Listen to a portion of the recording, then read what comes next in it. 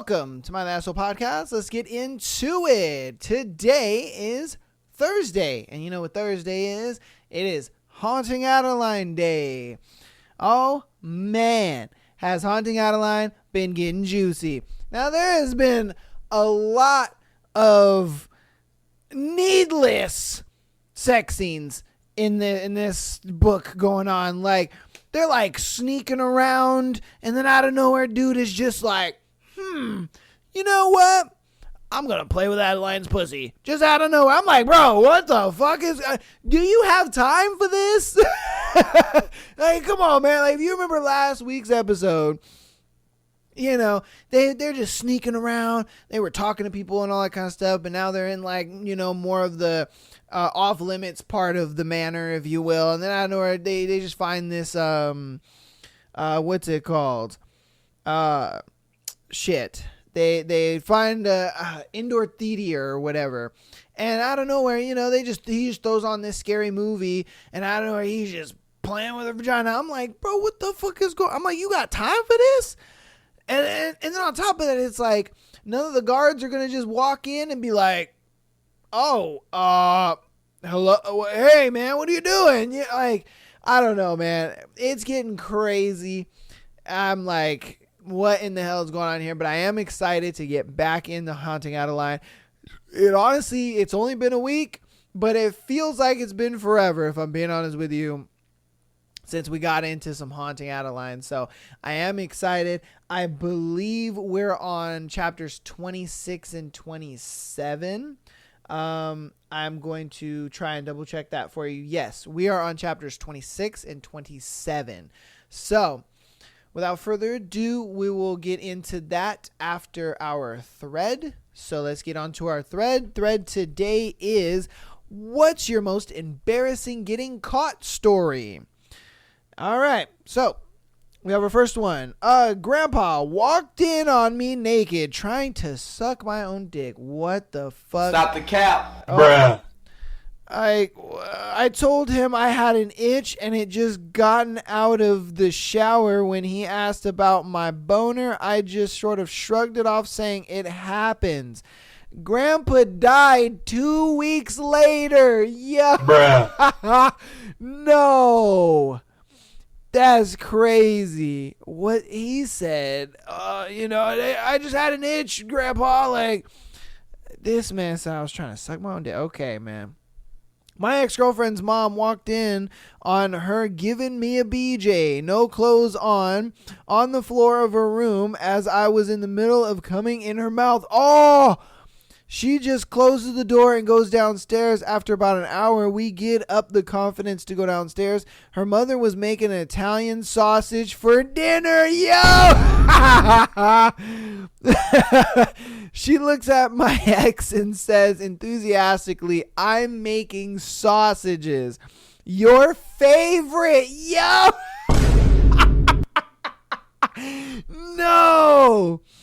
No, all in all, she was so cool about it, but I've never wanted to disappear more than that moment. Oh my God. Yo, mom was out here just like, oh my God. My daughter likes wiener in and all out of her mouth. And she said, I got something for her. She was like, hey honey, I made some sausages for you. Your favorite. You little whore. No, I'm just kidding. I once tried to print out some pictures of boobs. What the come on, man. Bruh. What the hell?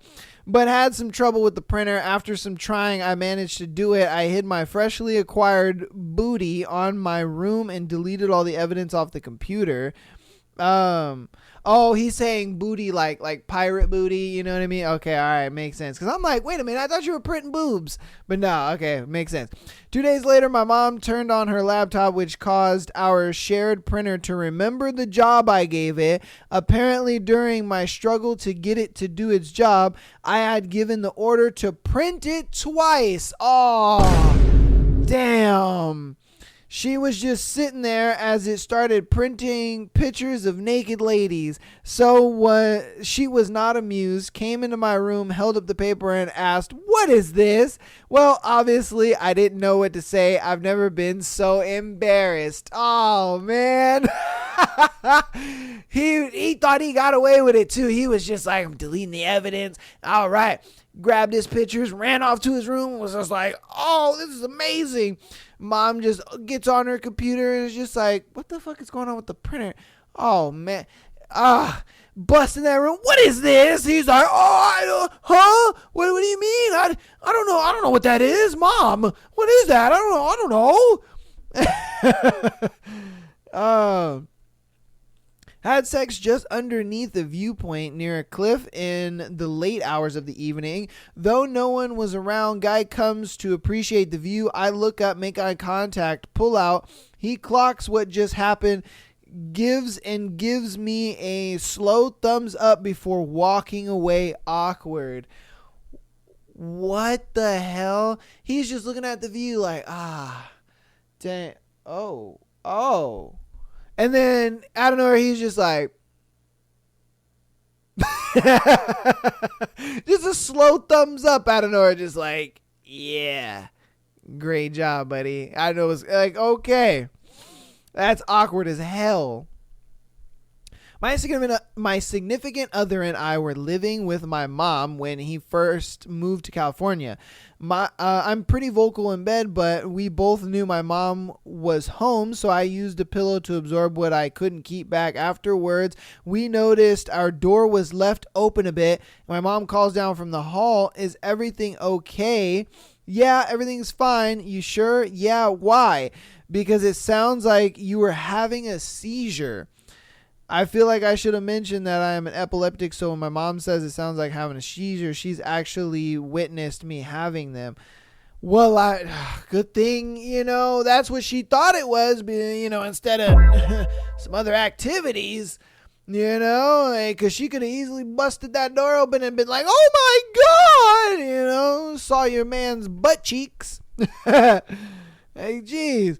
My boyfriend and I were on his couch in the basement making out. My shirt was pulled up with boobs exposed. Him playing with them when his brother walked in. My boyfriend jumped off me and said, hey, buddy, and tried to sweet talk his bro into not telling their mom. He told their mom. Oh, no. He was just like, Mom, he's playing with his girlfriend's boobs. Oh, damn. 3 weeks ago, I woke up to an empty house, or so I thought. It was so fucking silent you could have heard a pin drop. Anyway, I decided to whip out the old fleshlight and find a good video on the YouPorn and sit back buck naked on my bed and with my bedroom door wide open. Oh, bro, what are you doing? Even if you're home alone, man, you still close the door, bro. Come on, just in case they come home. Man, come on. Mind you, the volume was on full blast. I mean, why the hell not? After waxing the carrot for 30, 40 minutes, this nigga. Bruh. He said waxing the carrot. God damn, bro. I clean up my mess and promptly take a shower. As I'm drying off, I hear my mom coughing downstairs. My heart skips a beat. Mom, I call out, did you just get home? Oh, no, dear, I've been home the whole time. Oh, no. My heart sinks into my stomach. I inch out of the bedroom and go check my phone. There's a missed text from my mom sent 20 minutes beforehand. The single sentence contained within will haunt you till the day I die.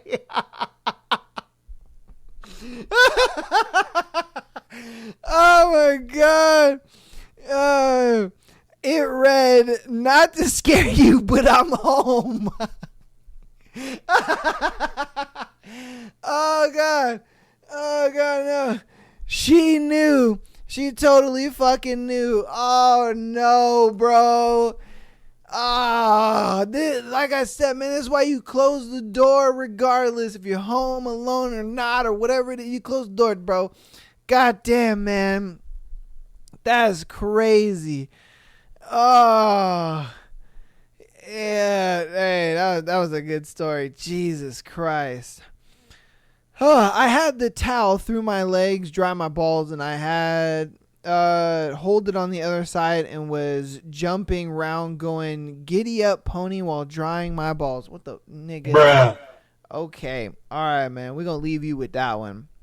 Parked in a cornfield with my boyfriend, had some alcohol earlier in the evening. Reflexes aren't as sharp as they should be, so when the police car pulled in behind us, I was only able to get my t-shirt on before the flashlight was aimed through my window. Rural America, knew the police officer. Ah. That's gotta suck. He was just like, oh, wow, all right, what the fuck are you doing? Hey, man. Okay, next one. Was fapping in my dorm room freshman year when my friend from down the hall walked in after returning from class. There happened to be Cheez-Its by the bed, and ever since everyone thinks I use Cheez-Its to jerk off. What the fuck? They're like, hey, yo, man, that's that guy that uses Cheez-Its to beat his meat. Like, what the? No. Like, no. I was just eating Cheez-Its before. Oh, come on, man. Like, how does he use Cheez-Its? Like, how do you guys make that correlation? I really don't get it. Bruh. I really don't get it, man. How y'all make that correlation? All right. I was a teenager and her parents had just left for vacation. Naturally, I walked in as soon as they drove away, commenced a 5-minute bum rush intense sex session, and it's the first time in months we don't have to be quiet. So I'm walking downstairs to get us something to drink and I'm not paying attention, so I just bebop it downstairs. I walk right up to her parents in the living room, butt ass naked. My dick is still hard with the condom on. Yo! Was hard locked eyes with her dad, and I swear I heard all that noise Miss Pac-Man made when she dies. All I uttered was hi before I took off out the back door. I made it to a payphone, remember the days, and had my mom come pick me up while I waited naked in a dumpster. What the hell? That is crazy. He was this man. What the fuck is going on? So the parents supposedly left. He went in, they went and smashed, and he was just like, since nobody's home, I'm gonna walk down there butt naked with the condom still on. He went and got a drink. He walked up to the parents and was like, hi, and then ran out the back door and had to wait in the dumpster. I wonder what his mom was thinking, like, boy, where all your clothes go? And why you got a condom on your dick? What the fuck are you doing? Oh, shit, bro. When we were about 14, my friend and I thought it was a brilliant idea to light fireworks out of his bedroom window. He had a lot of them hidden underneath one of his 2 mattresses in the bedroom. One called the B-3 bomber was lit off, hit the windowsill, and came flying back in the room. As it spun on the ground, creating a wide array of colors, one spark landed on the mattress. The fire spread so fast we had no time nor the tools to extinguish the flame. Within 20 seconds, it seemed like a half the mattress was on fire. We ran downstairs and told his mother the house is on fire. She didn't say anything and we all just went outside. It took a couple of minutes for the fire trucks to come. It seemed like the entire neighborhood was outside on lawns gathered around to watch the house burn down. People were asking, oh my God, how'd this happen? At that moment, the fire spread to the other mattress and it sounded like firework finale was commencing. Everyone knew us little shits had burned the house down. It was awful. It was my most embarrassing, we're so fucked story. Dang, he burned his house down at 14 years old. Oh, I bet you got a butt whooping of the century, boy. My God. Because I know if I was your pappy, I'd beat the shit out of you. Like, I come home from work and the fire department and everybody and their mama outside and our house is on fire. Oh, my God. And then your mama out here telling me, yep, your son Your dumbass son burnt down the house. Man. Yeah, his ass would get a butt whooping of the century, man. Golly. That's crazy. Let me see. When me and my significant other first started dating, my dad hadn't really met him, so we were getting jiggy with it. Oh my God, bro. What the? Bruh. Stop. You are old as hell. So we were getting jiggy with it. When we thought he was out, my dad thought I was out and came into my room to get a DVD. I had hid in a crevice by my bed, and my dad essentially found a stark naked stranger in his daughter's bedroom. Oh, damn. She was like, "Who the fuck is this boy?"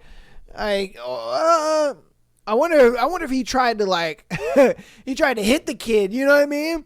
Because it's a random ass stranger. I don't know who this dude is, you know what I mean? Like, what is your affiliation with my daughter? Are you trying to grape her? Or you know what I mean? Are you sexual assault her or something? Like, I would immediately go into butt whooping mode. Like, hey man, what the fuck are you doing?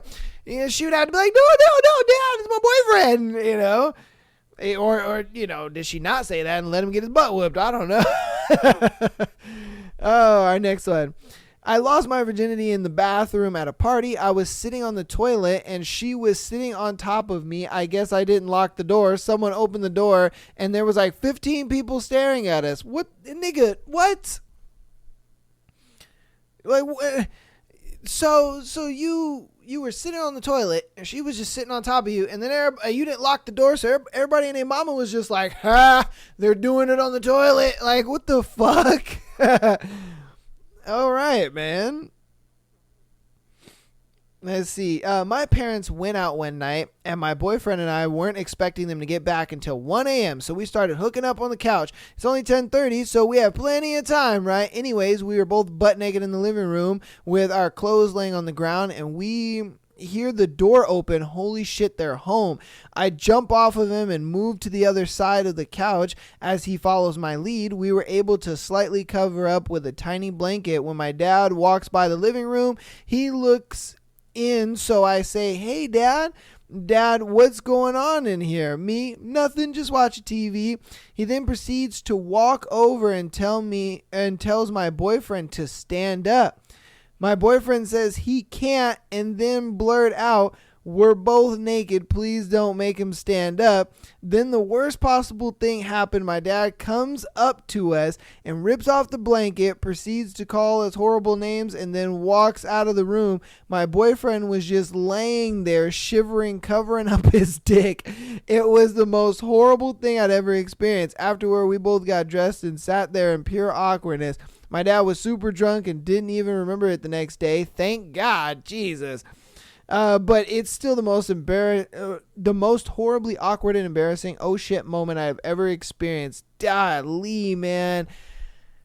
Oh, he was like, hey boy, stand up. Stand up for me. It was like, I can't right now. Why can't you? You had your legs broken all of a sudden? Stand up. And she was just like, we're both naked. He was just like, oh, blue. Oh, wow. Okay. Goddamn. Like, what the fuck is going on here? Like, Mom walked in on me after I had phone sex with my boyfriend. I was under my covers hoping she'd leave so I could put on clothes. She didn't know I just did it. She comes in and says something about losing something and that I need to look for it. Long story short, she says, well, did you look in your bed, lifts my covers, sees my naked body, looks at me and yells, ew, and walks out. Oh man, you know, parents, sometimes you just gotta get the hints, man. You know, sometimes you gotta pick up on this shit.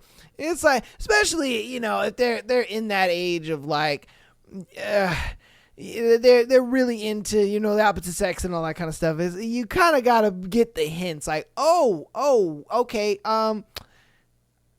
we can look for it later.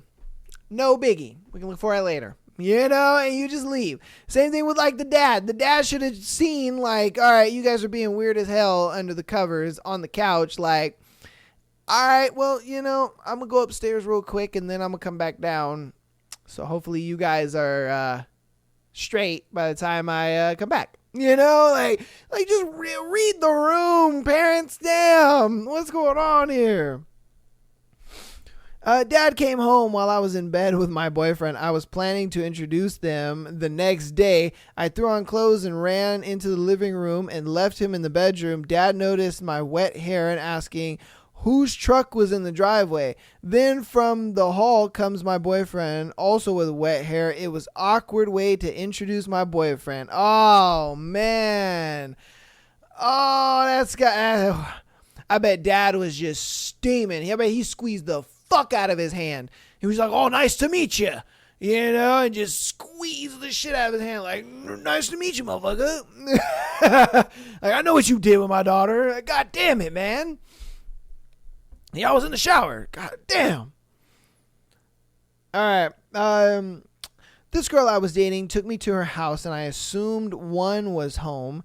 When we're in her room messing around, when I hear the door creak open, and her mom held it open for a microsecond and then walked out and never said anything. I have nightmares about the look she had, one of disgust and fascination as her daughter was face deep in my muff. Oh, wow. She was just like, oh, wow, I didn't know my daughter played for the same team. Because she was probably assuming, like, I mean, if it freaked her out that much, I wouldn't say freaked her out, but it shocked her that much. She probably thought, like, oh, there's probably a guy in there. Oh, wow. Okay. She is eating beaver. Okay. Goddamn. Well, that's it for me. Oh, shit. All right, we're going to do this. Okay, it's a juicy thread. We'll do 4 more. I was 20 and my grandfather walked in on me and my hold on.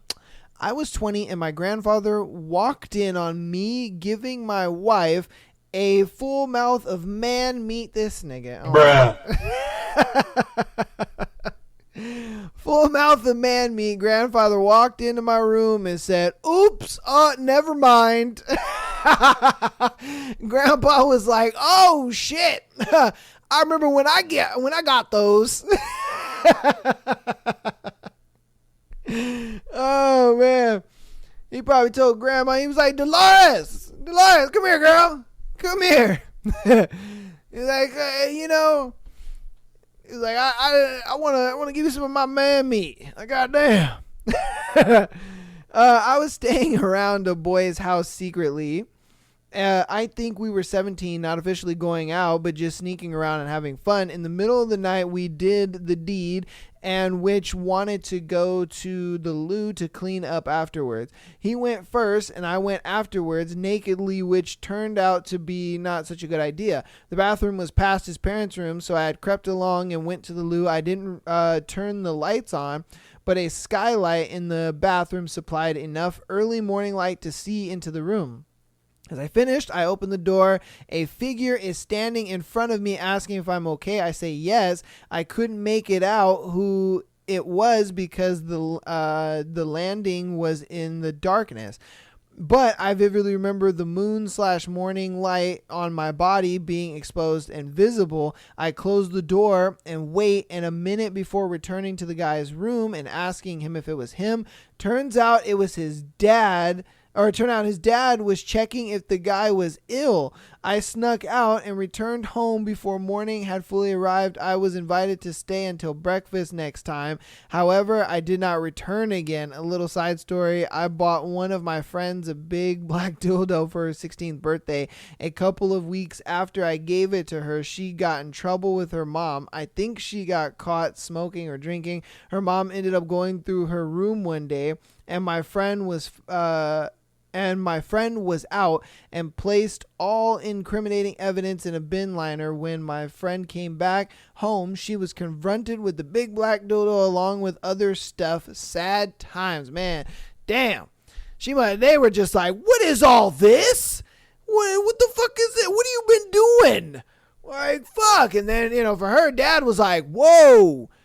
Oh.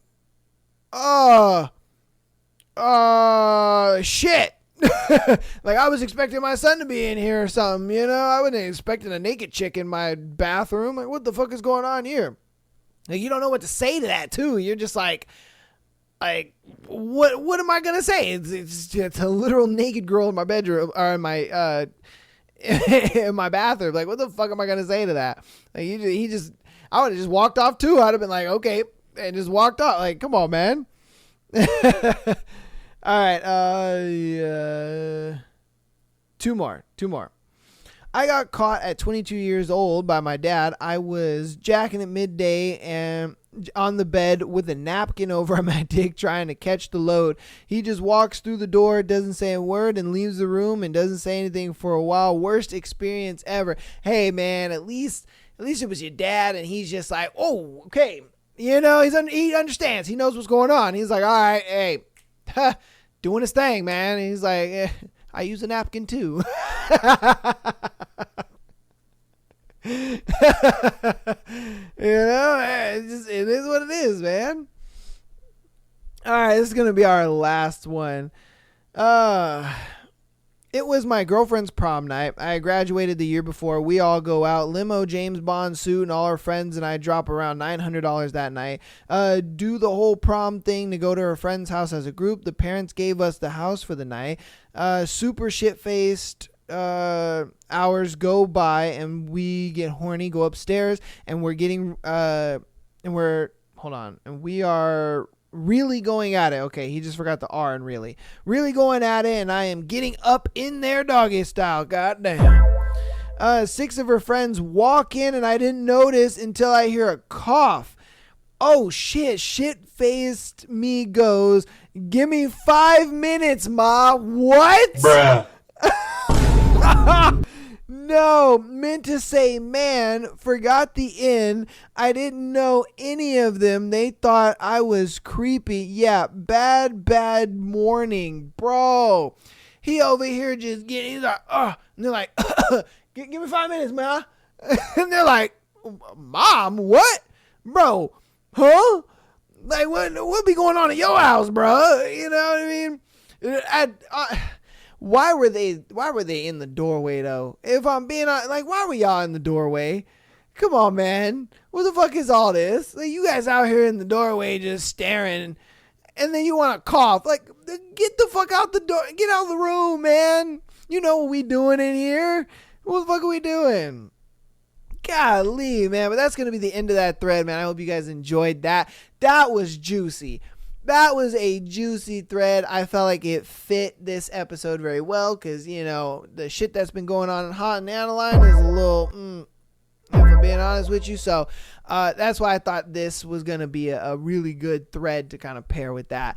Let's get into the announcements, and we'll get in the recap of last week's episode for Haunting Adeline, and then we'll hop into chapters 26 and 27.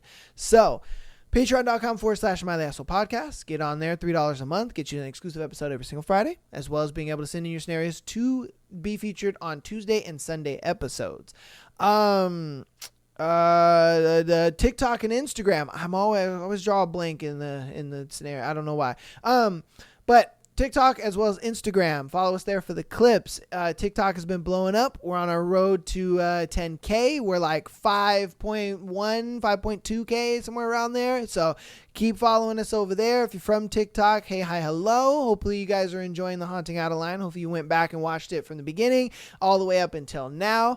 Because, I mean, you practically binge these motherfuckers, and then, you know, you can always skip the thread if you want to skip straight to Haunting Adeline. That's totally fine too. But, if you're on listening platforms, go ahead and rate the podcast. 5 stars is preferable, and keep downloading, man. It just shows that you guys are enjoying the episodes, and shows that you guys are liking what we're doing over here. I appreciate all the support. If you guys want to help on the free 99 side, even more than following on Instagram and TikTok and rating the podcast and downloading, if you want to support even more, go over to youtube.com/MyLastPodcast, or click the link tree and then click YouTube there. Hit the subscribe button. Even if you don't watch over there, it's all good. It helps a lot. I appreciate you guys. Love you so much. But now let's get into the recap of last week's episode of Haunting Adeline. So I kind of preferenced this a little bit in the beginning of the episode. I kind of recapped it just a little bit. But they got to the party. All right, so they got to the party. They're chopping it up with everybody. They're talking,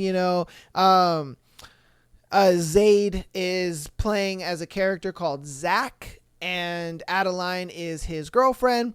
And so, they're having conversations. They're talking all this kind of stuff. They're asking Zach, oh, what do you do for a living? Oh, what is it like? Oh, and he gives Adeline the rundown like, yo, look, me, I'm a tech entrepreneur, mogul kind of guy. You're my girl, but I go to gentlemen's clubs on the side. And she's like, what? You do that? And he's like, nah, I don't do that. He's like, the only girl that'll get this dick hard is you, baby girl. And so she's like, oh, word, really now? And so then they go into the party. They're talking, having a good time. He's trying to get close to that dude. And they're, while Adeline is also trying to get information out of him regarding Gigi's case. So, they're talking, they're chopping it up, but then we get into chapter 25, and that's when they're like, all right, it's time to break away from the party and kind of sneak around and see what we can get into, see what we can find out on this guy before ultimately I kill this motherfucker and we get the information that you're looking for on Gigi's case. Because Zayd has already made his mind up. Zayd's like, I'm fucking killing this dude. I don't give a shit. This dude is going to end the night with a bullet in his head. I don't give a fuck how or when it happens, but it's gonna happen. And as we already know, Zayd's that nigga. All right, he's that guy where when he says he's gonna do something, he gonna do it. And I 100% believe him. But they got sidetracked. They went into a home theater. He put on a scary movie and was playing with her coochie and all this kind of shit. And I'm just like, nigga, do we got time for this? Like, don't get me wrong. For the ladies watching or even for the guys watching, whatever, that might be entertaining. You're like, oh, damn, nigga playing with that coochie, while they're watching a movie or whatever. I get it. You know what I mean? I get it. And that's what this book is for, it's a smutty book or whatever. It's supposed to be, like that. But I'm just saying, it's just weird to put that in there because it's like we are actively doing something and then you guys just break off to do this. It was just weird to me. It just made no sense. But that's as far as we are. They just got done, fiddling and diddling in the home theater. So now we're moving on to them. I'm guessing getting some information and find information on Gigi's case as well as whatever information Zayd's looking for. So I think that's where we're gonna be at for right now. So we're gonna start right here. This is going to be chapters 26 and 27. So hopefully you guys enjoy. We're going to do that and that. I will check audio. Chapter 26. All right, we're all good. The Manipulator. I'm seething, and my thighs are slick with my own arousal as I rush after Zayd. He doesn't bother turning the movie off. We just slip from the room and quickly make our way back into the ballroom. It's like no one even noticed us gone. But I'm sure people have, right? Zayd has worked this entire room by now, and as much as I loathe to admit it, the man is unforgettable, to say the fucking least. All of 2 minutes pass before a man approaches us, his black uniform and white vest signaling his position. Mr. Forthright, Ms. Riley, please follow me. The butler, Marion, instructs. Just like that, I'm stone cold sober, and the lingering orgasm has been completely eradicated. Marion leads us through a series of hallways, pointing out certain pictures and historical artifacts Mark managed to get his hands on. I nod and hum my appraisal, but my mind is drifting back towards Gigi and the potential information I could garner tonight. Mark might choose to give me breadcrumbs and keep me coming back for more, but it'll be futile. He's not getting me back in this house again. I'm not entirely sure if coming here was even worth it yet or not. At least I got to watch an unreleased movie, even though I didn't get to see how it ended. Whatever, I don't remember much about it anyways. My gaze was sightless when all I could focus on was, stop it, Addie. My stomach drops from the fresh memory, and it takes entering Mark's study to pull my attention firmly back into the present. My two favorite people.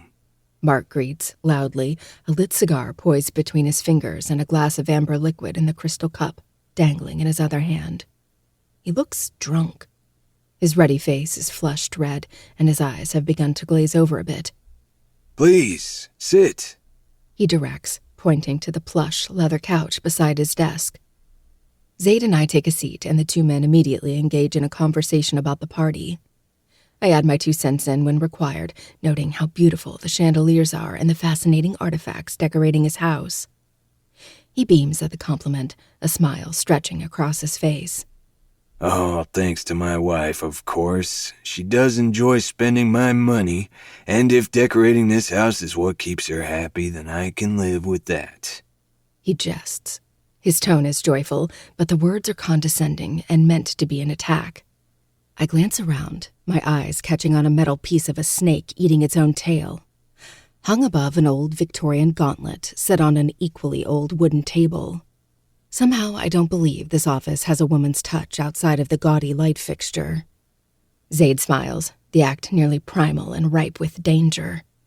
Small price to pay when they give us something so priceless every day. And if you ask me, I'd tell you I'm not worthy of it, but I'm a selfish bastard and will accept it anyways. He answers cryptically. I don't know how I know, but I know exactly what he's speaking of. Love. Love is priceless. As Mark's nefarious dealings have proven, pussy can be bought and is plentiful, whether they're forcing it or getting consent. And despite all the ways Zaid has forced me to my knees for him, the only thing he's ever really wanted from me is to return his addiction. Because that's the one thing he can't take or force. He can force my body to succumb to him, but he can't force my heart to beat for him. And ironically, it seems that's the one thing he wants most from me. Mark takes it the direction most men would. He laughs and offers me a wink, as if he knows without a doubt how priceless my pussy might be. But if I had to guess on what type of man Mark is, he'd put a price on me in a heartbeat. I know exactly what you mean. He chortles. Do you, asshole? I shrug a shoulder. I think you're the lucky one, Mark. One look at Claire and you can see she is a strong, capable woman. Those are the most dangerous. I add in a wink, but I know it's falling on deaf ears. Mark is too comfortable in the patriarchy to consider that Claire might not shove a knife through his neck while sleeping one night. Mark scoffs, but he takes the hint and shuts his mouth. At least he's not dense enough to feel the plummeting mood. Zaid appears relaxed and collected, but I know that beast in his soul is pacing back and forth, just waiting to be set loose. I can tell by the subtle flexing of his fist and that way his smile appears threatening and feral. I can just feel the energy radiating off of him despite the serenity he exudes. Why does Zaid wanting to kill a man over a sleazy comment most men would say make me want to repeat the favor he stole from me in my driveway? This time I'd be much more willing. I hate him. So, Adeline, about your great-grandmother. Gigi was a beautiful woman. Even as a little boy, I remember that clearly. He continues. Climbing a mountain would take less energy than what it does to keep my eyes from rolling at his remark. That would be something Mark latched onto. Gigi was beautiful. That's right. Oops. I clear my throat and paste on a smile. Apologies. Yes, she was. Mark tips his head back, seeming to retreat into a memory. Yeah, I remember her signature red lips. Don't think I ever saw her without that lipstick on. Do you remember anything about her murder? I ask, trying to keep the hope at bay. I remember how absolutely devastated John was when he found her. Was in near hysterics, and it took my father hours to calm him down enough to tell him what happened. You said your father thought it was John, but do you think it could have been anyone else? I press. I already know my great-grandfather freaked the hell out. There was a comment in the police report that they threatened to sedate him. What I really want to know is what his father knew about the case. Maybe he knew something that wasn't in any of the files. He shrugs a shoulder. From what I remember, he thinks that she was sneaking around on John, seeing some man. My father couldn't seem to find out who it was, though, so it wasn't something they looked into. But my father was almost certain that was the reason John snapped and killed Gigi. I twist my lips, glancing at Zaid to find him already staring at me with an unreadable expression. He's skimmed through her diaries and knows she had a stalker, but it doesn't seem that Mark or his father knew that, which doesn't surprise me in the slightest. Gigi's diaries were in a safe behind a picture. The police would have had no reason to believe she would be hiding something like that. I contemplate if I should divulge what I know. Maybe Mark would have some type of power to look into the diaries and see what he can find. But the second that thought enters, I boot it right back out. Mark isn't a nice guy, and he would only lord those books over my head and lead me on. I'm positive I would never see them again if I handed them over. Besides, I'm confident Daya has many more ways to get information than Mark ever could.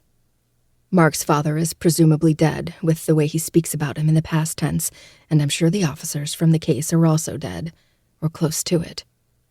Gigi died in the 40s, making this case 75 years old. Why did Frank believe it was John and not the other man then?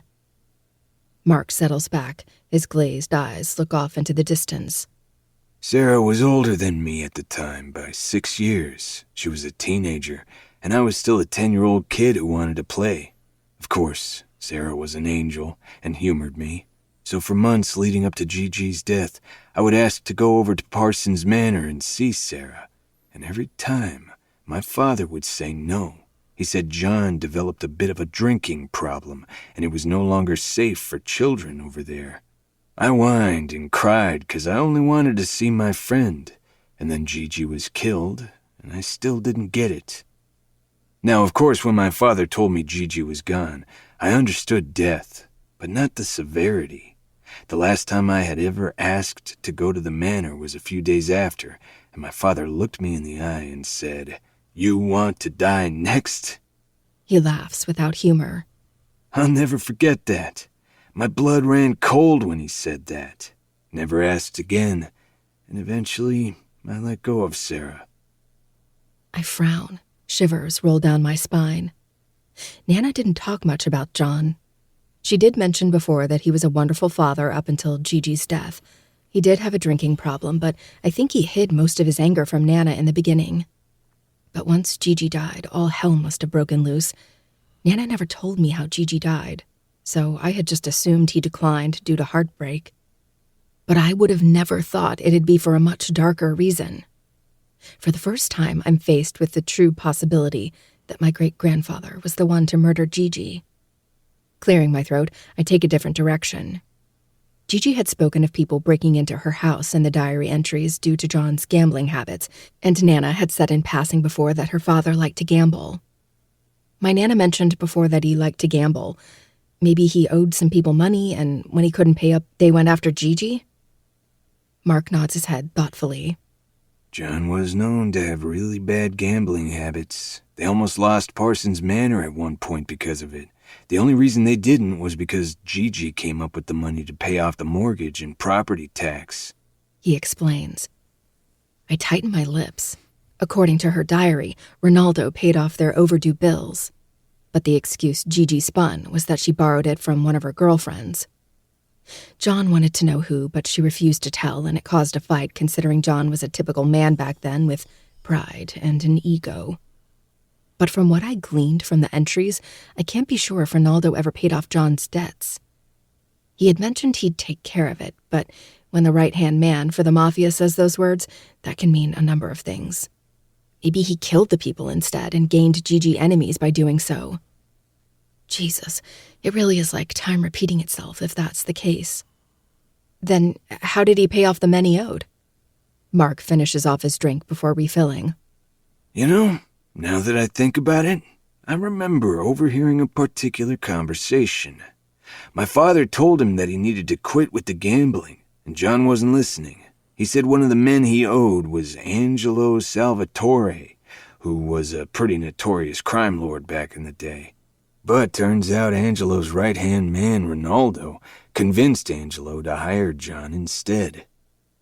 It takes monumental effort to keep my eyes from blowing wide. John was working for Ronaldo's boss? There's no way Gigi knew about it. I imagine that's something she would have mentioned if she had. Why would he hire him? Why not just kill him? He almost did. Mark counters.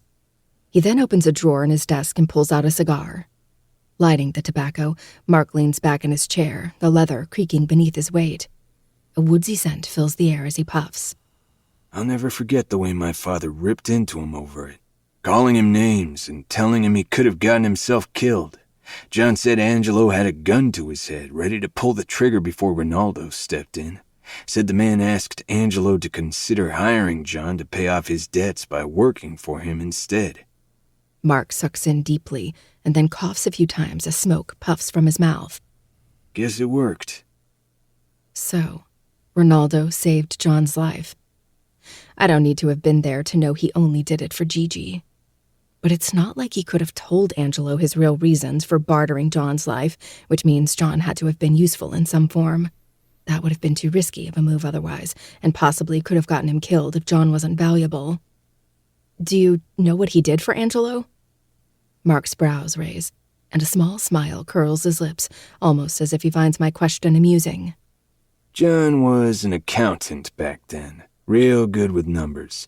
Pretty sure he helped Angelo launder his money, but that was never proven. I blink. If he was so good with numbers and money, why did he suck so bad with gambling? The man could have just counted cards or something. Mark bursts out into laughter, his plump stomach shaking. You're a funny girl, Addie. You're right, I think if John was in his right mind when he played, he might have won big. But he couldn't stop with the drinking. Angelo told John he didn't give a shit what he did in his free time, but if he showed up to work drunk and fucked with his money, he was a dead man. I frown. I can't imagine Angelo would target Gigi if John messed up, but that doesn't mean he didn't do something else to piss off the mob boss. The possibilities are endless on the ways John could have gotten Gigi killed. Wasn't this something Frank told the detectives since he believed John was guilty? They didn't look into this? He huffs out a dry laugh. You ever try to pin a crime on a mob boss? Not that easy, kiddo. They got all kinds of people in their pockets. It was dropped due to a lack of evidence. If you want my opinion, I think John got a taste for the danger, and whether it's because Gigi was having an affair or because she wanted to leave John, he snapped and killed her. Jesus Christ. The possibility of that sounds likely. Very likely. I just have one last question, I say, fiddling with my dress. I'm creasing it, but I don't care. What made Frank turn on John? They were best friends, so why not give John the benefit of the doubt instead of trying so hard to pin the blame on him? He takes a moment to puff on his cigar. My guess is that he saw John for what he was and chose to try and bring Gigi justice, even if that meant putting away his best friend. With his drinking, temper, and then getting involved in the mafia, I think it's safe to say he was becoming a violent man. Would explain why my father was so goddamn torn up over everything after John was proven innocent. I frown and can't help but feel sympathy for Mark's father. He got caught up in a pretty toxic vortex of cheating, lies, and crime between Gigi and John. I imagine that would have taken a toll on anyone. Anyway, I think that's enough of that for tonight. There's an annual charity we're hosting in a few weeks. I could always expect to see you there and speak on it more then. Mark says, his eyes sparkling. I'll check my schedule. Zaid cuts in, relieving me of having to make any commitments. In most cases, I wouldn't appreciate the implication that he's the boss, but right now, I'm nothing but grateful for it. Of course. Mark concedes, his smile a tad more strained than before. Mark drones on about boring work-related stuff for another hour, drinking his alcohol, puffing on his expensive cigar, and increasingly becoming more drunk. I barely listen, too lost in thought about everything I just learned. And maybe a little heartbroken that Gigi might have been murdered by her own husband. Someone she did love and trust, despite her affair.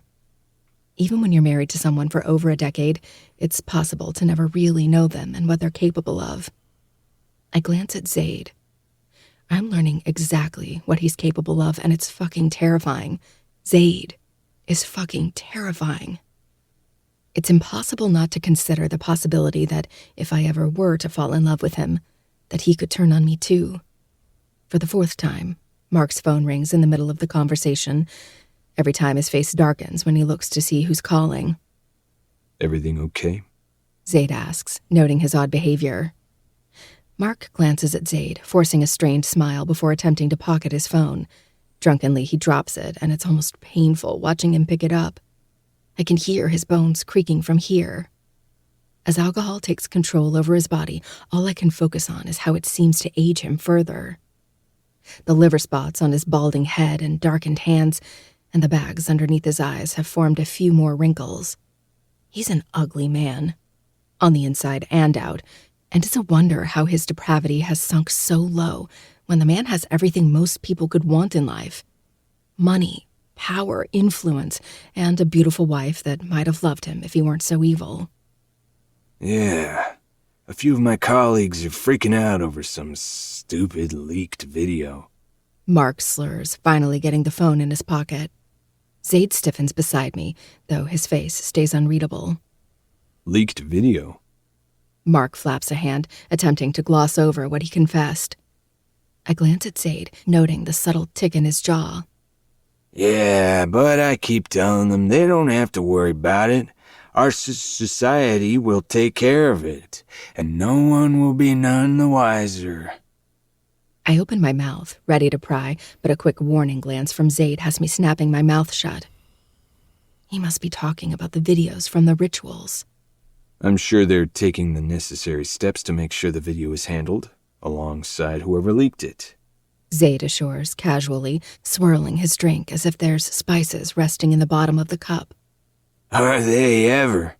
Mark bursts out, slapping his hand obnoxiously on his ornate desk. The video is handled. It's finding the person who leaked the videos that's the problem. They've been interrogating and watching our every move for months now. I didn't think it was possible for Mark's face to turn any redder, but he's starting to look like the Kool-Aid Man. Well, whatever the case, I'm sure it'll be handled soon. Zaid is careful with his words and is deliberately refusing to pry and dig out extra information. I'm not sure if whatever Mark is saying is sufficient or if Zaid is in for the long haul. Yeah, sure. Mark mutters. Guess the bright side is that nothing can happen to us. If one of us goes missing and the society suspects foul play, guess what? They will up and relocate within hours. Under his breath, he mutters. We all will know who to blame anyway. I can't hear the rest of what he says, but for a second, it sounds like he says Z. A pregnant pause passes, and it seems like Zaid has to collect himself. Mark is too wasted to be mindful of the word vomit spewing from his mouth. I don't know what the fuck this society is, but they obviously can't trust an inebriated Mark and his big mouth. He's spilling all kinds of shit, and though I can't make sense of most of it, Zaid clearly can. Good thing. Wouldn't want anything to happen to my new friend. Zaid teases smoothly, his face morphing into a relaxed state as he lies to Mark's face. Mark believes it, laughing alongside Zaid and spending the next 10 minutes telling my shadow how grateful he is that they met. I nearly snort from the irony. Zaid is both Mark's judge and executioner, and he's too stupid to see it. Zaid sips at the amber liquid in his cup throughout the whole mushy tirade, but by the time we're rising to leave, it looks like he barely consumed an ounce of it. Thank you so much for having me, I say graciously. Mark cups my hand in both of his, and a cold feeling embeds beneath my flesh, digging deep like a parasite. His hands are sweaty, but all I can feel is ice. This man, he's evil. It feels like touching a corpse. I slide my hand from his, resisting the urge to wipe it against my dress. I wouldn't want to ruin such a pretty dress anyway. Just as I'm walking out, Mark calls out, I'll be seeing you, Adeline. The second the door closes, Zaid growls beneath his breath. You'll be dead before that will ever happen. I never thought I'd condone murder, but with Mark, maybe I can overlook it just this once. Another week passes, and Zaid continues to haunt my house. My dreams. My goddamn nightmares. And in this moment, with Zaid's hand firmly wrapped around the column of my throat, squeezing until my vision blackens. It feels less like a nightmare and more like hell. For the 10th time, I freeze and can't seem to coerce my limbs to move. Heat lashes at my insides, and the raw look in his eyes, the unrelenting pleasure he takes out of draining the life from me, it does nothing but stoke the single flame burning in my core. He lets go with a click of his tongue and a sidelong look, as if he knows precisely how twisted up my organs are. Fuck him. I'm sweating profusely and becoming increasingly irritated beyond belief. He keeps calling me little mouse. But mice don't look like drowned sewer rats, last time I checked. You're 10 times larger than me. You expect me to break a chokehold? I snap, more so out of embarrassment for my continued failure. That's what I'm saying. Zaid says patiently, a tiny smirk lifting his lips. I'm going to punch him. I've tried several times, I point out, and failed. Because you're not listening. You're hardly even moving. I scoff and argue. I am too. He cocks a brow, unimpressed. Every time I choke you, you just get flustered and try to knee me in the dick. You're not doing the movements I've taught you to do. Blood rises to my cheeks, and I just know that I look like a bright red cherry. That's a lie, I shoot back. He just smirks and grabs my throat in a tight grip, pushing me back against the wall behind me. My eyes round, and if I had any sense, I'd do the movements he's been walking me through for the past hour. But all I can do is stare. Break the hold, Addie, he says quietly, his deep voice sending delicious shivers down my spine. I go to clear my throat, but then remember it's being crushed by Zaid's rather large hand. You can do this, Addie. You're only hot because you forgot to open the window. Lifting my arm, I twist forward and bring it over his extended arm and jerk down with all my strength. His arm stays tight and his body twists with mine, counteracting my escape. You can't do that! I shout, my fist bounding off his steel muscles when I go to land a punch on his chest. He releases me. Do you really think an attacker is going to do what you want them to do? If you're attempting escape, they're going to do everything in their power to make sure you don't succeed. I huff, out of breath and ready to go back to kneeing him in the balls, or attempting to at least. Maybe I'll just drop kick them instead. Even if my toe merely grazes the hairs on his balls, I'll feel more accomplished than I do now. You're too slow. I can see your intent from a mile away. You need to be quicker. Catch me off guard from the swiftness and strength of your attack. He goes through the movements with me several more times, keeping his hands loose as he guides my arms. We've been doing this all week. Now that Mark has set his eyes on me, Zaid is paranoid that I will go missing in the dead of night. I've seen his eyes crease with worry when he explains the possible threat looming over my head, a threat far more serious than Max and his cronies. Zaid's men have been lingering outside my place, and I get the feeling they've been there since the moment I walked out of Mark's house. I hadn't noticed them until a few days ago, and my lack of awareness did knock some sense into me. The frustration of my situation mounts as I fail once more at breaking free of Zaid's chokehold. I wouldn't need to know any of this shit if Zaid would have just left me alone. Let me live my life in peace and blissful ignorance of the terrors of the world surrounding me. I was happy. Bored, but happy. And now my very own stalker is teaching me self-defense moves, not against himself, but his enemies. The irony is not lost on me, unlike my success in not getting choked to death. This is all your fault, you know, I hiss, a bead of sweat dripping into my eye. The burn is minuscule compared to the fire raging in my chest. Zaid stills, and his eyes study me closely. Is it? He counters. You pretend like you care about me, or whatever you convince yourself that you feel for me. But I've been in danger because of you. You do know that, right? Max would have never came after. He steps into me, and my mouth involuntarily snaps shut. His presence is powerful and invokes my will to bend to him, whether I want it to or not.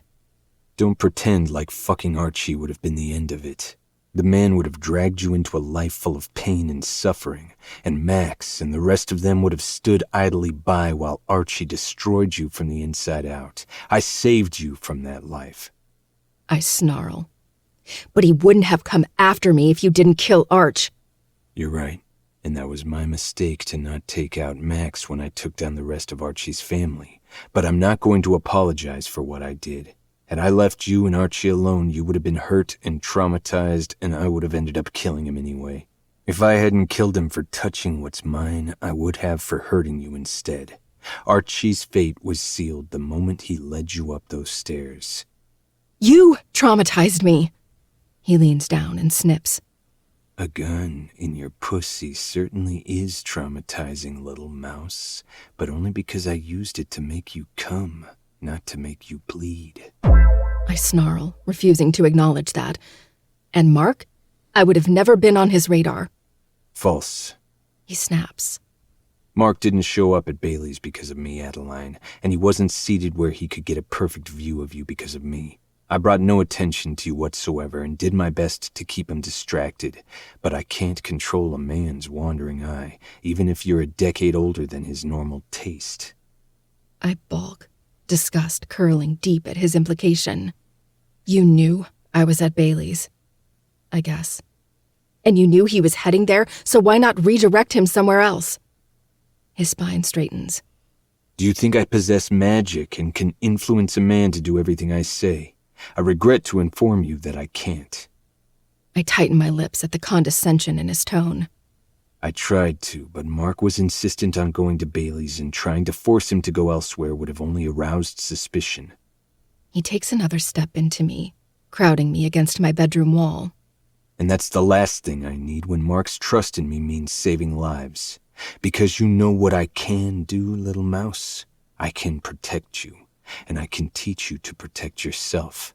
But those children and girls that are being held captive, they don't get that privilege right now. My eyes drop to my toes, and all I can manage to feel is shame. He tips my chin up with his finger, and I'm too lost in thought to fight. You're allowed to be angry and frustrated with your situation. You're even allowed to be angry with my stalking you.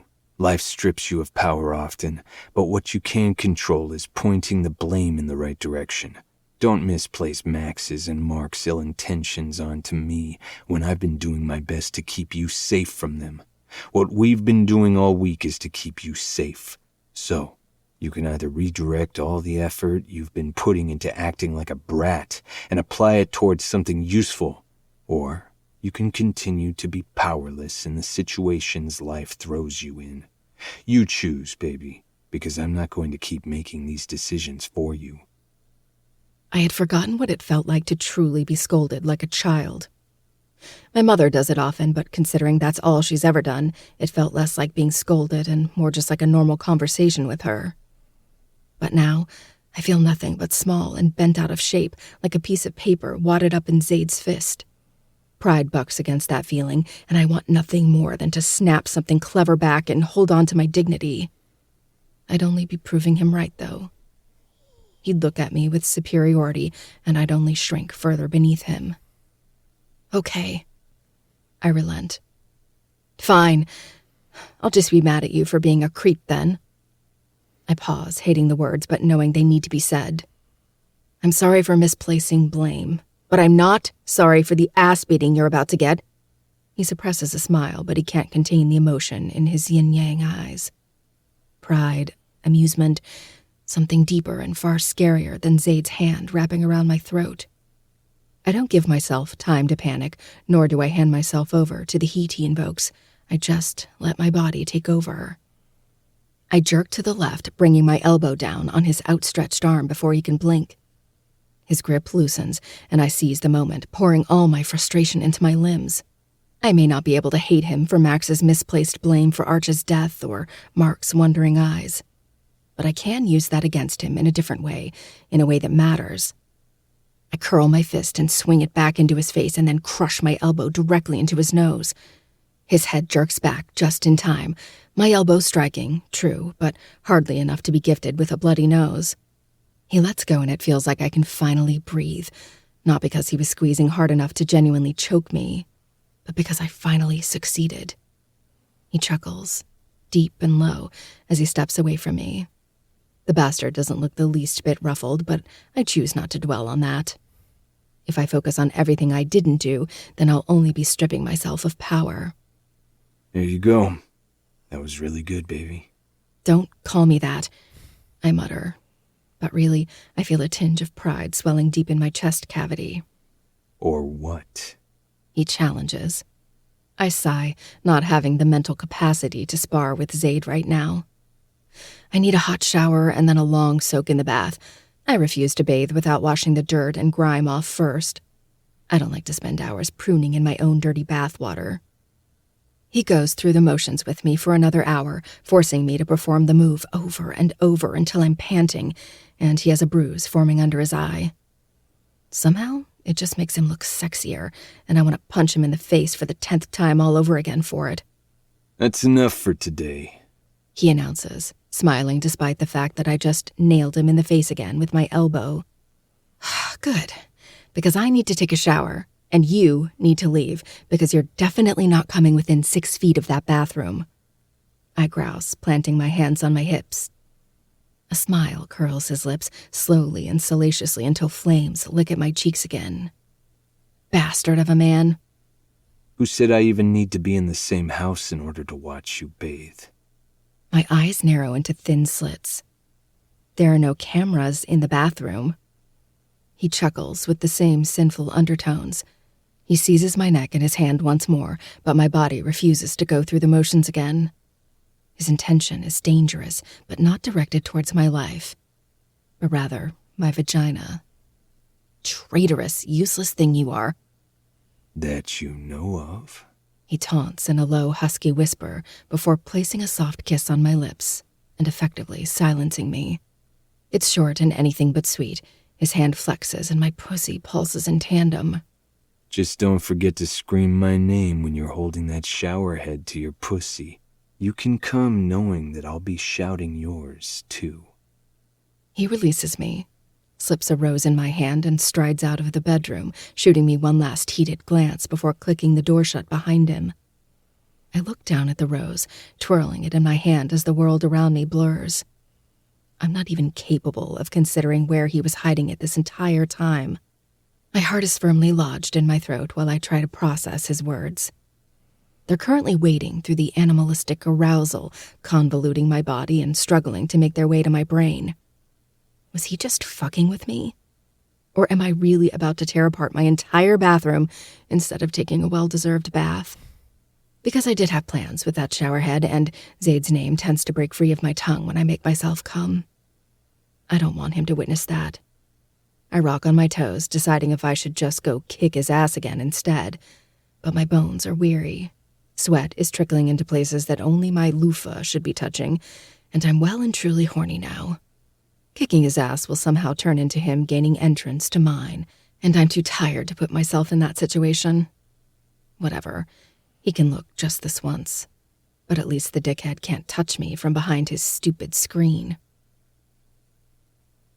February 14th, 1946. John almost got Sarah and I killed today. I can barely write even still. It's late at night. The police have been here all day. I'm tired and my nerves are shot, but I need to get this out on paper. My husband, a stupid, stupid man, almost got us killed. He owes money to a few people, and he hasn't been able to pay it off, apparently. Explains why we almost lost our house. Thank God for Ronaldo. He paid off all of our bills. Though John still doesn't believe I got the money from a friend of mine. But what does that matter when John's bad habits will get my daughter and I killed anyway? 2 men broke into the house and held me at gunpoint while Sarah hid in her bedroom. They demanded that I give them money that I don't have. John just so happened to show up in the middle of it, and Frank was with him. The 2 men ran and managed to get away. I pray that Frank finds the culprits. But the worst part, John still hasn't apologized. He thinks he did nothing wrong. And I want to kill him. Chapter 27. The Manipulator. I'm just drifting off into a deep sleep when I hear the creak of a door, my body jolting from the disturbance. When I turn to look at the door, it's firmly closed. My brow crinkles in confusion. Just when I convinced myself I was only hearing things, I see a movement out of the corner of my eye. Sucking in a sharp breath, I turn and see Zaid standing outside my balcony doors, a red cherry pulsating in the moonlight. Wide awake, I sit up and glare. "How long have you been out there, you creep?" I snap. Zaid opens the doors the rest of the way, smoke billowing from his mouth. "A while," he answers flatly. He flicks the butt of the cigarette out over the balcony and then reaches up and pulls his hood down from his head. The moonlight shines directly on him, making him glow beneath the soft aura. Such a contradiction that something so dark shines so brightly beneath the light. "Stop littering." "You're much more pleasant when you don't know I'm around," he murmurs, his voice subdued as he walks in and closes the doors behind him. I frown, squinting my eyes in an attempt to see his face clearer. There's something off about him right now. He's not his usual smirky, hoity-toity self at the moment. He was here just a couple of nights ago, going through more training with me. I finally got the hang of several of the moves he's taught me. I'm going to be a badass pretty soon. "What's wrong with you?" I snip, though the heat is missing. It's almost like I'm feeling actual concern right now. I raise a hand to my forehead and feel for any warmth. I must have a fever and be delirious from the sickness. He steps from the shadows and comes closer. My body locks as he trudges to the bed and sits down on the edge. It's not unusual to see his muscles straining against his clothing. I think he purposely shops for shirts and hoodies 2 sizes too small. But right now, his body looks rigid, and the muscles in his neck and shoulders appear bunched up. "Just tired today," he says quietly. I frown harder, not liking this side of Zaid. Or rather, not liking how much it bothers me seeing this side of him. A battle renders me frozen as I try to decide what to do. Kick him out of my house, attitude be damned, or pry into his odd behavior and show him that I just might care. His head rolls, cracking his bones and making me cringe from the disturbingly grotesque noises. You, got a lot of tension going on there, buddy?" I say, awkwardness dripping from the words. That makes me cringe harder. He huffs out a laugh, but the amusement is missing.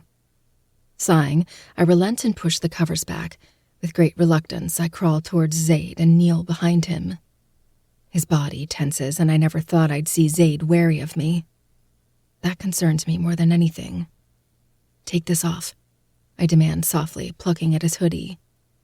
His head turns, presenting me with this side profile. Very few people have attractive side profiles.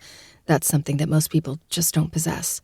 But Zaid looks beautiful, no matter what direction you look at him from. "Why?" he asks, his tone flat. Bristling, I open my mouth and begin to snap something at him. I'm trying to be nice, and he's actually being difficult when this is already hard enough as it is. What's that saying? Don't bite the hand that feeds you? But I stop myself, the harsh words dangling from the tip of my tongue before falling to their death. This isn't about me and how I feel. Getting defensive isn't going to solve anything. It'll only result in making him feel worse and probably end up leaving. And oddly, that would just serve to make me feel like shit. It shouldn't, but it would. Because it would make things easier for me, I say softly. He opens his mouth, but whatever he was going to say fell to its own death alongside my defensive words. Relenting, he grabs his hoodie from behind his shoulders and pulls it over his head, dragging up his white t-shirt. I see a glimpse of an elaborate tattoo before his shirt falls back down. He doesn't say anything, just rests his elbows on his spread knees. Balancing my butt on my heels, I blow out a breath and start kneading his shoulder muscles. It feels like pressing my knuckles into a boulder. Jesus, I mutter, pressing harder. He groans deeply, his head dropping low between his shoulders as I dig at the knots polluting his muscles. We don't speak, not for a little while. My hands grow tired, but I don't complain, nor do I stop. Slowly, he relaxes beneath my touch, his muscles beginning to loosen beneath my persistent fingers. "Tell me," I whisper, attacking a particularly brutal knot that pulls a groan from deep in his chest. He doesn't respond right away, and I can feel the internal battle from outside his flesh and bones. I lost a young girl today, He confesses, his voice hoarse and uneven. I swallow, sadness spearing deep in my chest. He pauses, and I don't speak, letting him find the words at his own pace. She was very traumatized and wouldn't stop screaming. I wasn't in the building yet. I was still working my way in when I heard the gunshot go off. He pauses, taking a moment to collect himself. I heard the conversation before I killed them. She was fighting them tooth and nail. It didn't matter how much they threatened to kill her, she fought anyways. His hands fist, and every muscle I worked hard to relax stiffens again as Zaid fights against his own demons. I pinch my eyes shut, berating myself for what I'm about to do, but if I don't, it would be unforgivable. I would hate myself. Sighing softly, I sit on my butt and wrap myself around him like a koala on a tree. Legs and arms around his torso, and my head resting against his broad back. He doesn't move, a stone pillar amongst the wreckage of his mind, just like the ruins in Greece. Dying isn't the worst thing that happened to her. It's just the worst thing that happened to you and her family. I whisper. I feel the shift of his head, his eyes peering over his shoulder at me, but I don't meet his gaze. The life she would have had to live would have been far more painful than where she is now. You think it's a good thing she died? He asks, his tone flattening. Of course not. I placate, squeezing him tighter. Being stolen from her life, her family and friends, and then being put into an incredibly horrendous and fucked up situation. It's the worst thing that could have happened to her. My voice breaks on the last few words, and it takes a minute to put myself back together. But dying? Dying is not Zaid. She was screaming because she was fighting against the life that she was being forced to endure the only way she knew how. It wasn't his right to end her life, but he did it anyways, and I hope he suffers for it. But after what they did to her, I know that she is more at peace now than she would have been alive. He stays silent, and I'm not sure if I've made him feel worse or better. But I told him what I believe to be true. Sometimes people just aren't meant to live through that trauma, a shell of who they could have been, broken and fighting every day not to die. I think if she had lived, she could have learned to be happy again. I think everyone who suffers from internal demons can find that. We're all capable.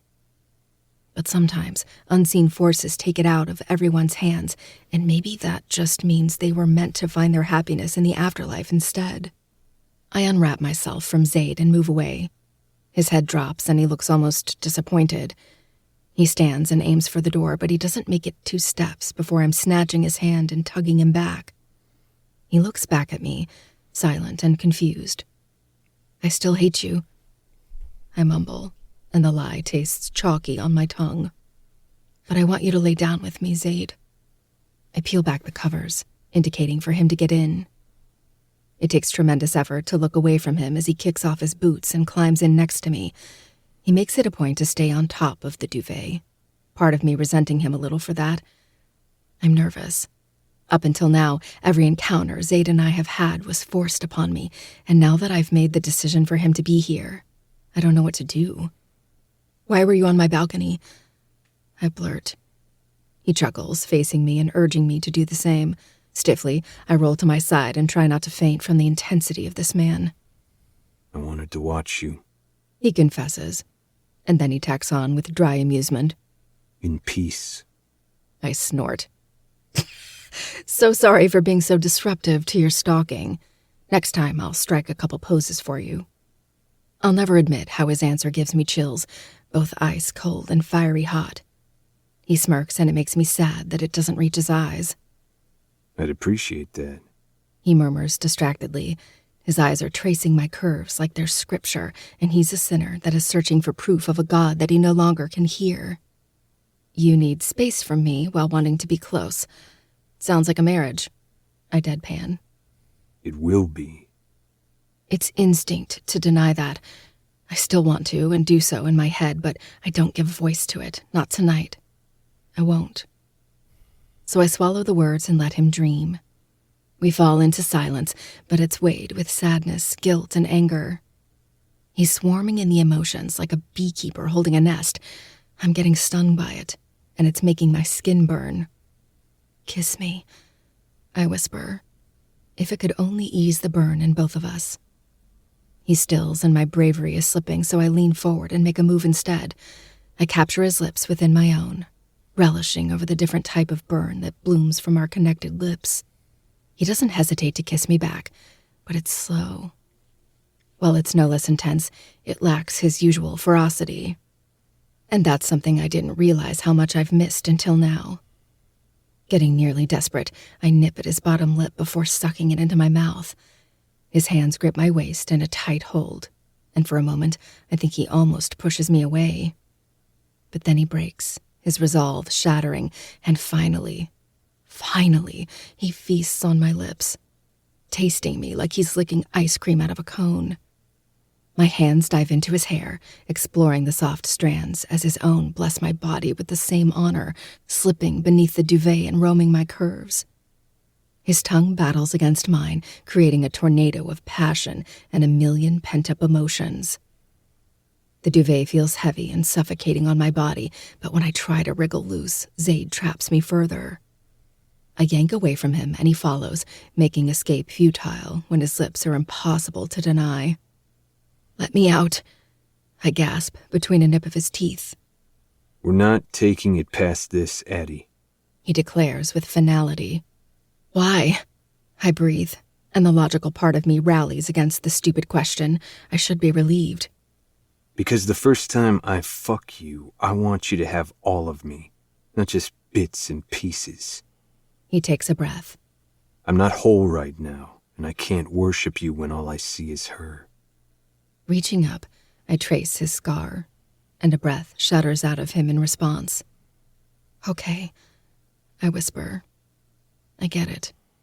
He's suffering right now, and I'm only a temporary distraction. It doesn't bother me when I know the girl occupying his mind is a little girl that is now dead, a death he blames himself for. "I'm sorry. You're right. But I just want you to know that it's not your fault. The what-ifs will plague you as long as you let them, Zaid. But you need to remember all the girls that you did save. Don't forget to remember them, too."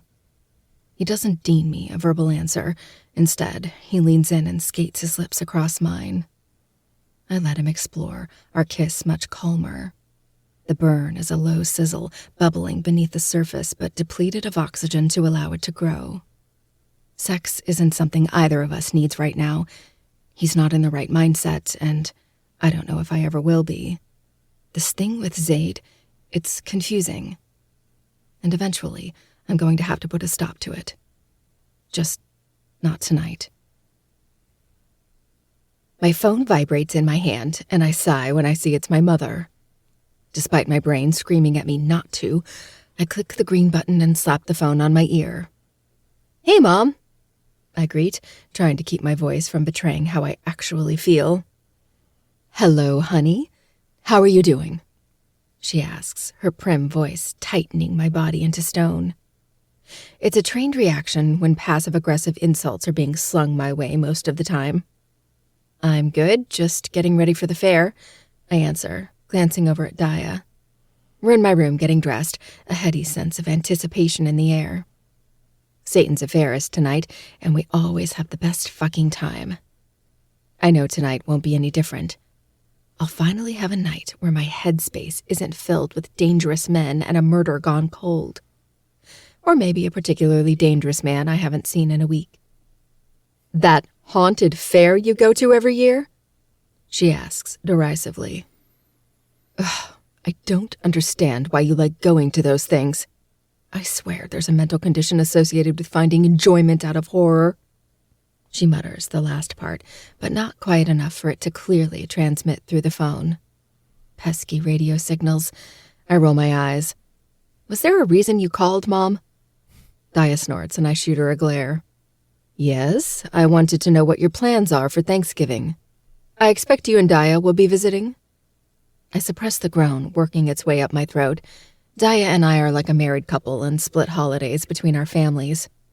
She has a large family, and they've always welcomed me with open arms.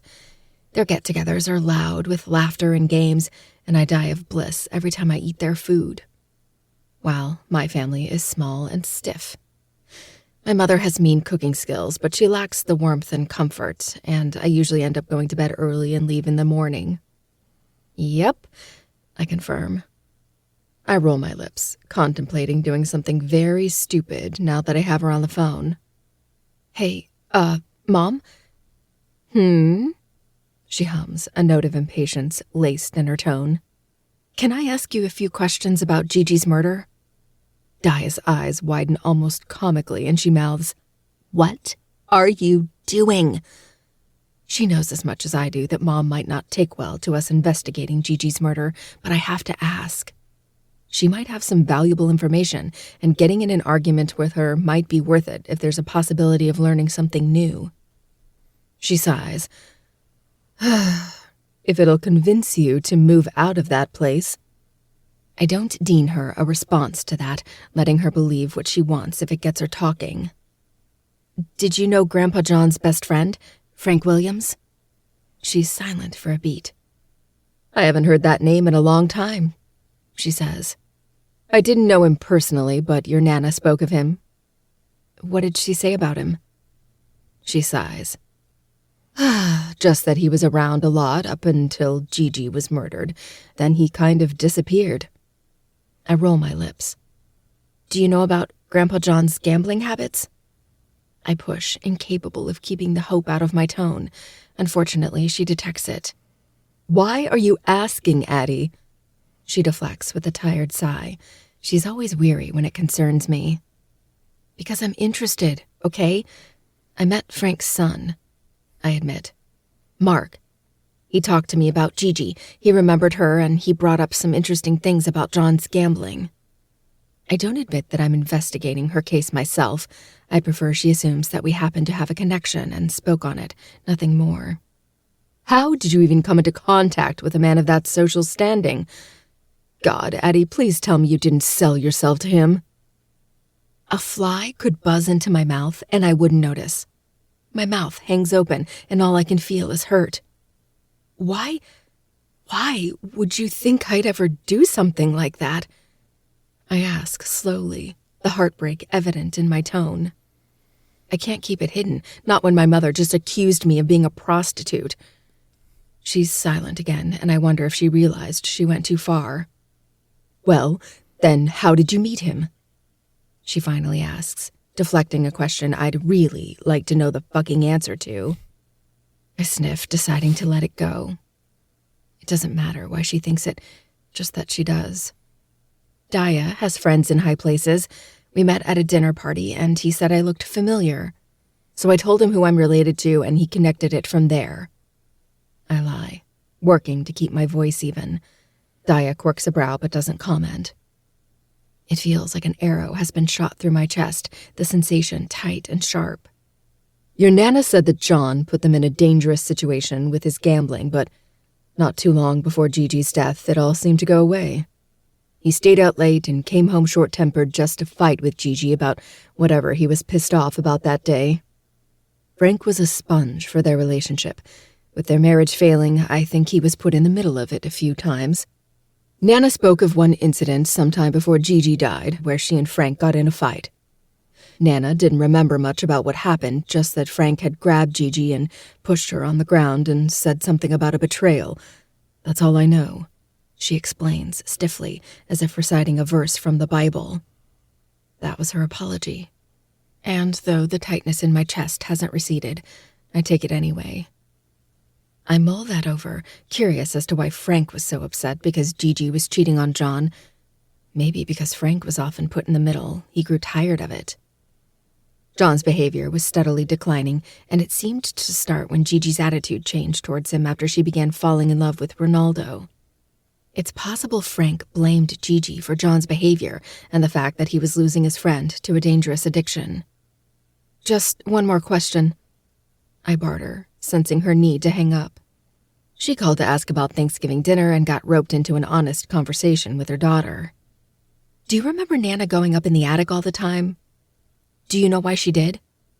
Yeah, that was where she'd go for alone time when I was a kid. I don't know the reason why. She had only ever said that's where she went to think. We were never allowed up there. Why do you ask? My heart plummets to my stomach as an unwanted thought intrudes. I don't feel comfortable telling her what I found. So instead, I shrug and say, I thought I remembered her going up there a lot too, but couldn't be sure. Just curious. Okay, well, if that's all, I have to cook dinner for your father. I'll text you the details, she says. Bye, I grumble before hanging up the phone. What did she say? Daya asks softly, but I know what she's really asking. What did my mother say to make me look so damn wounded? I scoff. She thought I might have prostituted myself to Mark. Her mouth drops, but she quickly picks it back up. That's terrible, Addie. I'm so sorry. She apologizes, her face twisting with empathy. Daya's always had a wonderful family, but she's been around long enough to understand what growing up with my mother is like. I wave a hand. She's said worse. What did she say about Frank? I reiterate everything Mom told me, and when I'm done, she just stares at me with wide eyes. I got the same reaction after I told her what I found out from Mark about Ronaldo and John. All I know is Gigi started a lot of shit by falling in love with Ronaldo. I finish on a sigh. Daya rolls her lips. Speaking of stalkers, are you not going to tell your mom about Zaid? I shoot her a look. That's like asking if I'm going to tell her about how one time I let a guy finger bang me in the middle of a concert.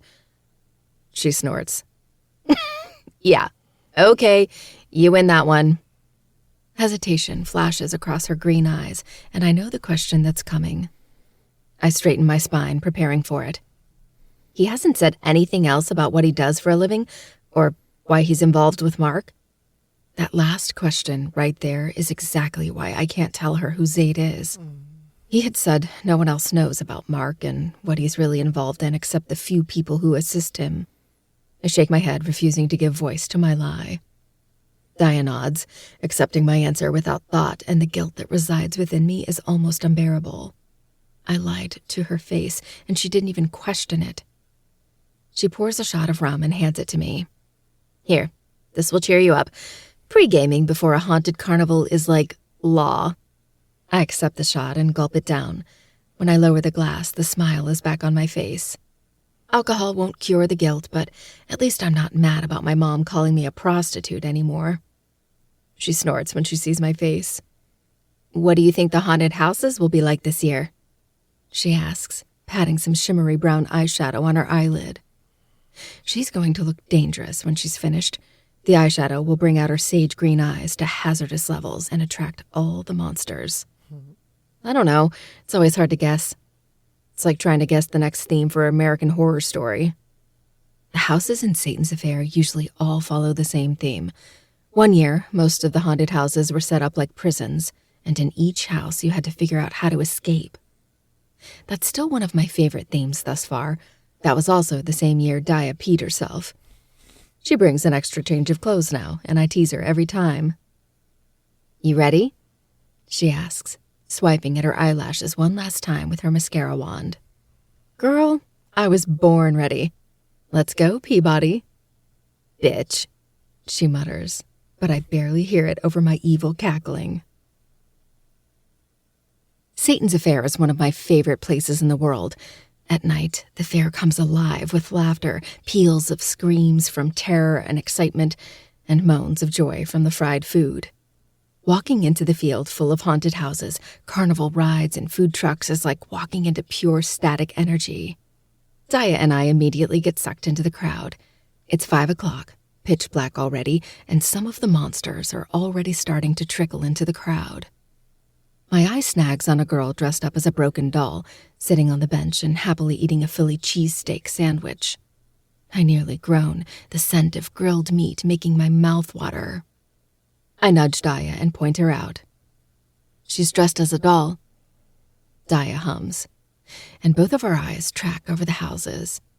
They're not lit up yet, but some of them make it obvious what the theme is. Our childhood.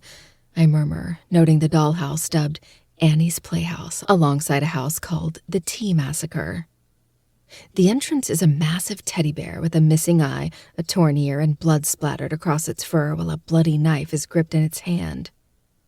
It gives life to a memory from my own childhood, alongside millions of other little girls sitting at a table full of stuffed animals and empty teacups. That house won't be a pleasant tea party, but one full of killer stuffed animals and creepy monsters. This is going to taint every single one of our childhood memories, isn't it? I conclude. Oh yeah, Daya says, her lips twisted with both excitement and dread. I grab Daya's hand and lead her towards the food trucks. We like to eat first before we get harassed by monsters. It makes it awkward when a corn dog is shoved halfway down my throat while a creepy monster is standing over me and breathing down my neck. What sounds good? I ask, my eyes roving hungrily over the endless options. Oh, how can you even choose? Daya whines, sharing my dilemma. We have to at least get a mean hot dog and the truffle fries. Oh, and the fried veggies. Oh, and maybe you're not narrowing it down like you think you are. Daya interrupts, her tone dry. Okay, fine. That broken doll over there is eating a Philly steak. What about that and some fries for now? I ask. Lead the way, she says, throwing her hand out in an impatient gesture. I don't even laugh. I take food just as seriously when I'm hungry. By the time the lady in the food truck is handing me my food, I'm ravenous and shaking with the need to sink my teeth into something of substance. Grease sizzles on our fries as we shove them into our impatient mouths, forcing us to suck in air as they singe our tongues. And by the time we find an empty bench, my fries have already been devoured, and I've taken several delicious bites of my sandwich. Di is even further done than I am, probably because the wench has been relying on me to find the spot to sit. Finally, I sit down and shove the sandwich in my mouth, not caring about the juices dribbling down my chin. In the back of my mind, I wonder if Zaid is here, watching me like he usually does. Would he be disgusted by my lack of manners? I fucking hope so.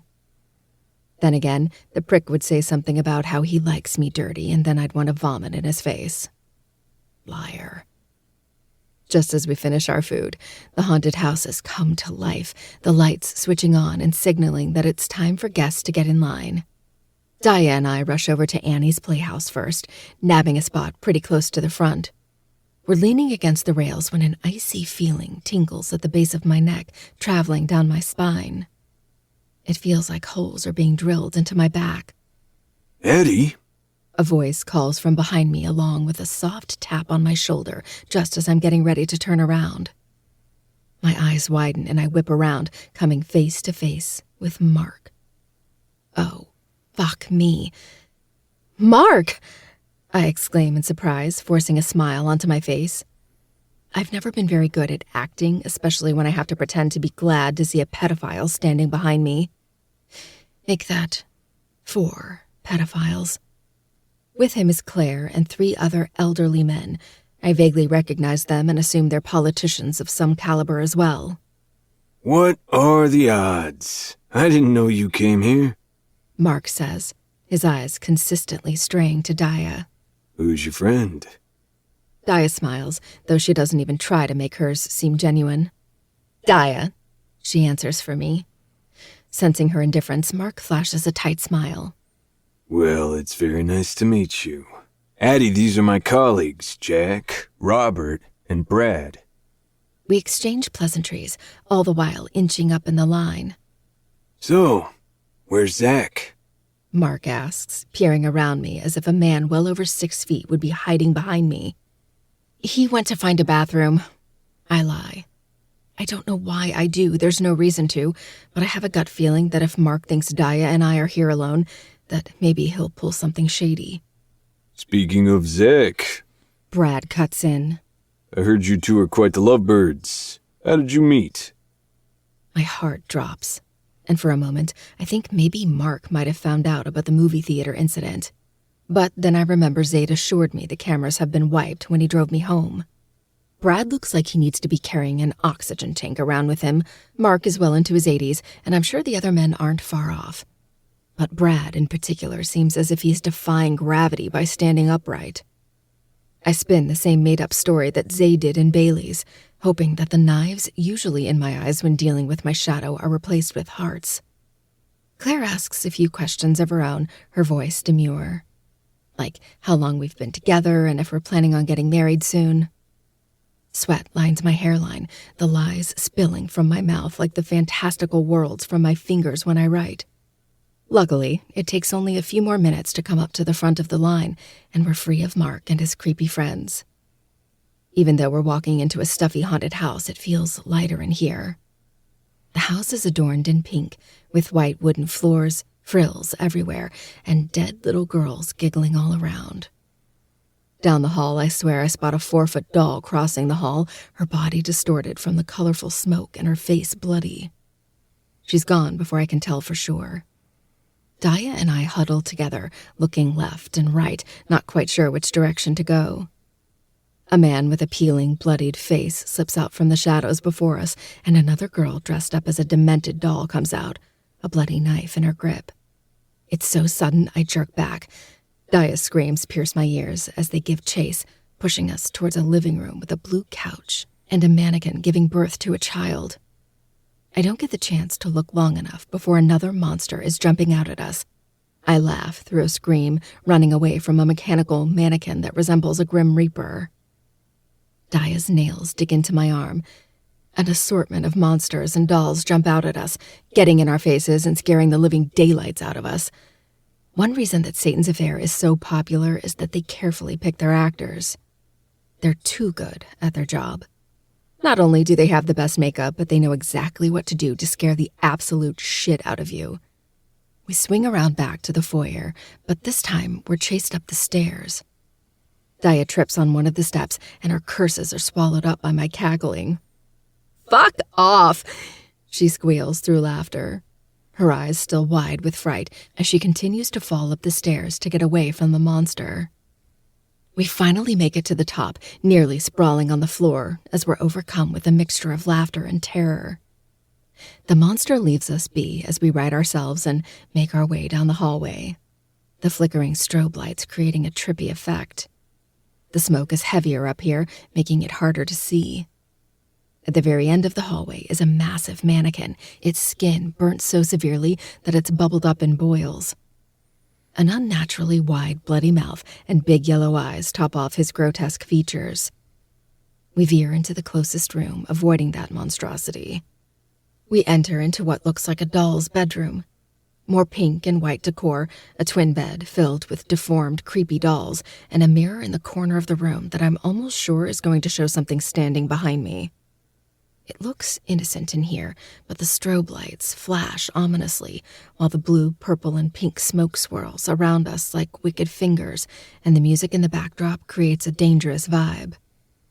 And then, out crawls a demented-looking doll from under the bed, her body twisted oddly as she comes skittering towards us. Daya's and my screams pierce the air as we trip over each other to get out of her way. We run towards the other exit door and are let out into another room. It takes all around 10 minutes to get through the rest of the house. My adrenaline sinks lower and lower, leaking down in between my legs as monsters chase after me.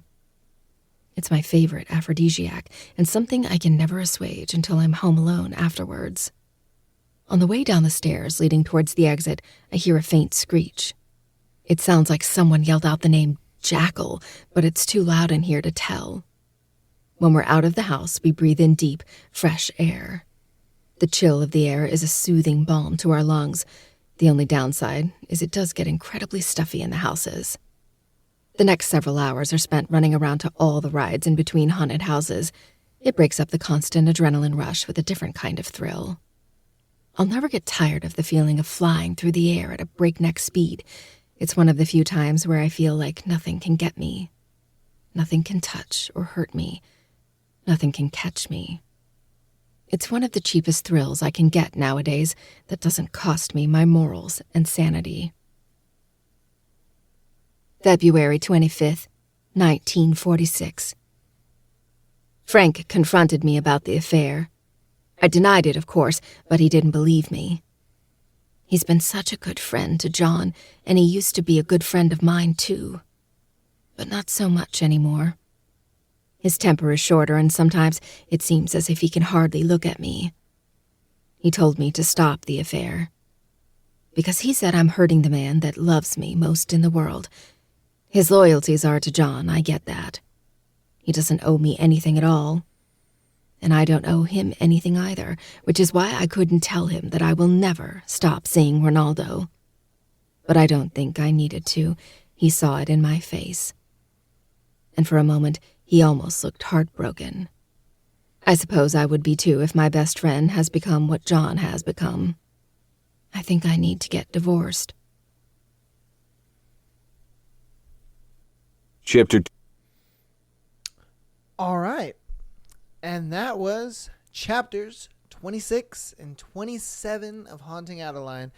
Hopefully you guys enjoyed that. Oh, man. That was a good one. That was a good episode. That was a good few episodes, man. We got a little more story, a little more piecing things together. It's getting good, man. It's getting good. We're almost done with this book, man. It's crazy how far we've come. We're almost done with it. We're a little over halfway done with it.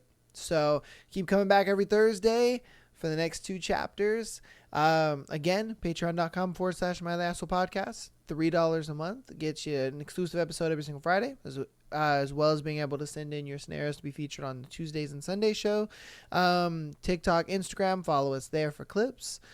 Audio listeners, keep downloading and rate the podcast. 5 stars preferable. If you want to help even more on the free 99 side of things, youtube.com/MyLastPodcast. Subscribing over there helps a lot. And that's going to be it for me. Thank you guys so much for watching and listening. I'll see you guys on Sunday. And peace.